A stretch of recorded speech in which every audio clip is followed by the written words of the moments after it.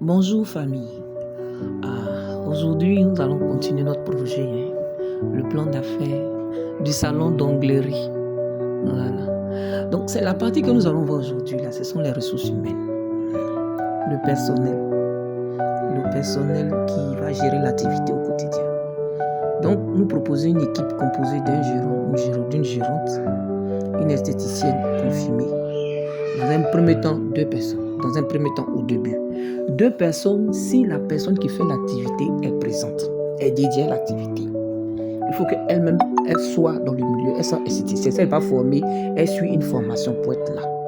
Maintenant, si le promoteur, la promotrice travaille ailleurs, il faut qu'elle prenne une gérante, mais une gérante qui maîtrise l'activité qui soit là. Il faut qu'il y ait au moins 2 personnes. Il faut qu'il y ait au moins 2 personnes. Maintenant, au cas où le promoteur ou la promotrice travaille quelque part d'autre, ce n'est pas un problème. Elle doit prendre 1 mois de congé à l'ouverture du salon pour être là, pour impulser sa vision. Parce que si elle-même, la personne même n'est pas là, ça sera difficile. Ce qu'on a en Afrique, ce n'est pas pour toi là. Tu ne gères pas comme il faut. C'est rare de voir des personnes, des employés qui prennent ton activité comme pour eux-mêmes. Donc, il est préférable que le propriétaire même du salon soit là, si au cas où elle travaille ailleurs. Maintenant, si elle ne travaille pas ailleurs, elle occupe le poste de gérant. Elle prend une autre esthéticienne. Au début, cette esthéticienne va s'occuper de l'aspect des clients et puis de l'entretien du local. Maintenant, quand les clients vont commencer à devenir nombreuses, vous pouvez prendre un agent dédié à l'entretien du local, un agent d'entretien pour le local. Voilà, ça c'est l'aspect de comme on appelle l'aspect du personnel. Maintenant, l'organisation proprement dite de l'activité. Ça c'est notre partie aussi du plan d'affaires. Tout ça là, il faut que ce soit réfléchi. Voilà, les horaires, ça sera ouvert quand à quelle heure. Nous proposons que le salon soit ouvert tous les jours de la semaine, du lundi au samedi, de 9h à 19h. Ça, c'est une proposition.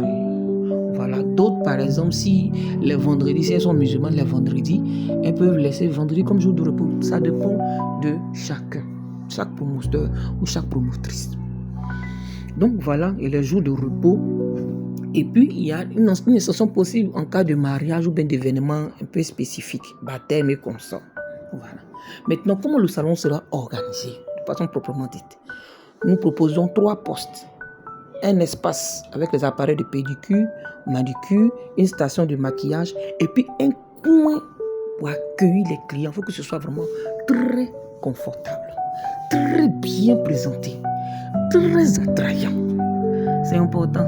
Quand on dit non, parce que non, c'est pour payer les trucs chers. On peut payer les trucs pas très chers, mais bien, en tout cas jolis à voir. Il y a des gens qui ont du goût. Voilà. Il faut miser sur cet aspect-là, cet aspect qui attire. Et puis, surtout en matière d'onglerie, là, il faut l'hygiène. Voilà, il faut l'hygiène, il faut bien stériliser les outils. Parce que si ce n'est pas bien fait, là, les gens peuvent prendre des maladies. Donc, il faut mettre le paquet sur l'hygiène, sur l'entretien des outils, la stérilisation des outils, le matériel de qualité, en tout cas, tout ce qu'il faut pour que, même si c'est une petite ville, là, quand la personne va dans le salon, elle se croit peut-être à Abidjan, dans une grande ville comme ça, la capitale. Voilà. Tout ça, ça joue en faveur du développement de l'activité. Donc, les ressources humaines, c'est une bonne chose très importante. Parce que tu peux tout investir.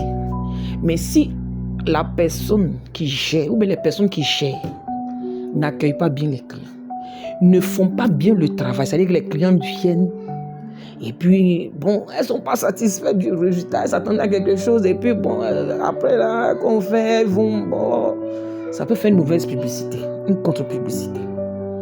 Donc, il est très important de miser sur le personnel.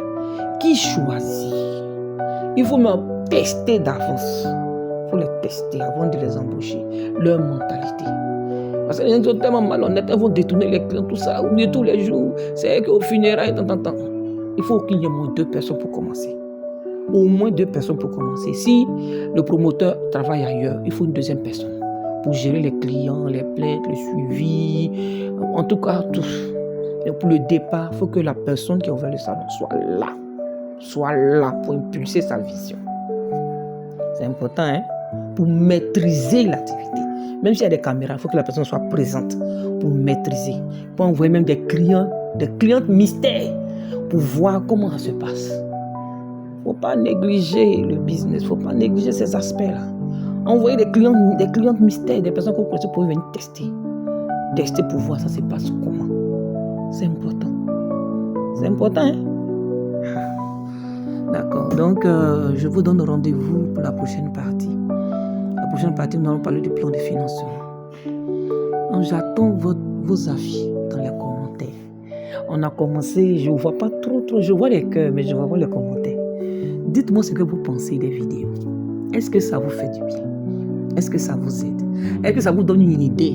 C'est vrai qu'ici on parle des salons d'onglerie, mais d'autres peut-être dans le projet de ferme, d'autres peut-être dans le projet de salon de coiffure, d'autres peut-être dans le projet de boulangerie. Dans tous les cas, les choses se ressemblent à peu près. On a à peu près les mêmes parties. Voilà. Est-ce que ça peut vous inspirer pour ce que vous voulez faire? Voilà. Est-ce que ça peut vous inspirer? Donc je vous attends dans les commentaires. Portez-vous bien. À la prochaine fois.